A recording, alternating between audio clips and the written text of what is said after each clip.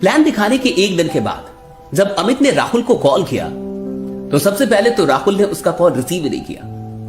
अमित ने फिर से एक दो बार और कॉल किया और जब एक दो बार और कॉल आया तो फाइनली राहुल ने कॉल रिसीव किया। अमित ने कहा कि यार कैसा है और बता।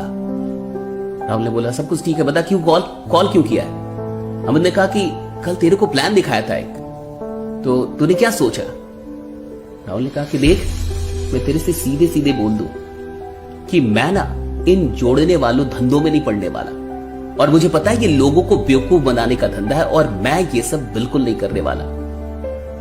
अमित को थोड़ा सा दुख जरूर हुआ क्योंकि राहुल उसके बचपन का दोस्त था और अमित चाहता था कि राहुल उसके साथ मिलके इस बिजनेस में आगे काम करे और दोनों मिलके आगे बढ़े। अमित ने एक छोटा सा सवाल कर लिया कि ठीक है चल तू नेटवर्क मार्केटिंग नहीं करेगा, तू मेरे साथ नहीं जुड़ेगा, ये धंधा खराब है, तो आखिर तू क्या करेगा। राहुल ने कहा कि देख मैं शेयर मार्केट कर लूंगा, मैं पैसा कहीं से कमा लूंगा, लेकिन ये इतना छोटा काम है, ये इतना नीच काम है, लोगों को बेचना कुछ, ये मैं नहीं करने वाला, ये जोड़ने वाला काम मुझसे नहीं होगा। फिर अमित ने कहा कि देख ठीक है तू शेयर मार्केट से पैसे तो कमा लेगा, लेकिन इस बिजनेस में बहुत अच्छे रिश्ते बनते हैं, बहुत अच्छे लोग मिलते हैं और राहुल कई बार ना पैसा काम नहीं आता लेकिन रिश्ते काम आते हैं। राहुल ने कहा कि देख तू ना मुझे बना मत, हाँ साला मैं सब जानता हूं कि तू चाहता क्या, तू बस इतना चाहता है कि मैं जुड़ जाऊं, तो तेरी यहां कुछ भी नहीं चलेगी। और सुन आज के बाद ना कॉल मत करिए, मुझे अच्छे से पता है कि मुझे क्या करना और क्या नहीं करना है, कम से कम ये धंधा तो मैं कभी ना करूं। और लोग, तू लोगों की बात कर रहा है, नेटवर्किंग के लोग कितने स्वार्थी होते ना, तू मुझे मत बता, और तुम सब लोग सिर्फ पैसों के लिए काम कर रहे हो। और इतना कह के राहुल ने फोन रख दिया। अमित को थोड़ा सा दुख जरूर हुआ क्योंकि अमित चाहता था कि राहुल उसके साथ आगे बढ़े, लेकिन फिर भी अमित के पास कोई ऑप्शन नहीं था। उसने उसको कॉल करना बंद कर दिया क्योंकि वो नहीं चाहता था कि जो दोस्ती है वो भी टूट जाए। और फाइनली अमित अपने काम में लग गया। लगभग 1-1.5 महीने के बाद एक दिन रात के 11:30-12 बजे के करीब राहुल का कॉल अमित के नंबर पे आया। अमित ने जैसे ही कॉल देखा वो समझ गया कि ये कॉल किस बारे में हो सकता है, क्योंकि इससे पहले भी राहुल ने उसे 1-2 बार कॉल किया था और वो कॉल तब करता था जब कोई वीडियो आती थी नेटवर्क मार्केटिंग के बारे में नेगेटिव, तो बड़े मजे लेता था। ये देखा, ये वीडियो देखी, देख ले एक बार जाके, देख ले इस चैनल पे, देख अच्छे से बाजार डाली है, अभी भी तू कर रहा है। तो अमित समझ गया कि फिर से कुछ ना कुछ यही मामला होगा, लेकिन फिर भी उसने कॉल रिसीव किया और जैसे ही कॉल रिसीव किया राहुल थोड़ा सा घबराया हुआ महसूस हुआ, मामला कुछ और था। राहुल की आवाज में एक गड़बड़ाहट थी और उसने कहा कि अमित सुन, अभी मैं इस हॉस्पिटल पे हूं और मेरी मां को ब्लड की जरूरत है, मेरी मां बीमार है और अचानक से अभी ब्लड चाहिए और हमें मिल नहीं रहा और ये बी नेगेटिव ब्लड है। अमित ने सीधे कहा कि देख तू जहां है तू जल्दी से मुझे एड्रेस भेज और तू टेंशन मत ले, हम 10 से 15 मिनट में वहां पे पहुंच जाएंगे। वैसे तूने जो हॉस्पिटल बताया मुझे पता है वो कहां पे है, फिर भी तू एक बार लोकेशन भेज दे। अमित ने तुरंत इस मैसेज को अपने ग्रुप में अपने लीडर्स के बीच में सर्कुलेट कैसे भेजा और 5 मिनट के अंदर एक बंदा मिल गया जिसका ब्लड बी नेगेटिव था। 10-5 लोग तुरंत हॉस्पिटल में पहुंचे 10-15 मिनट में।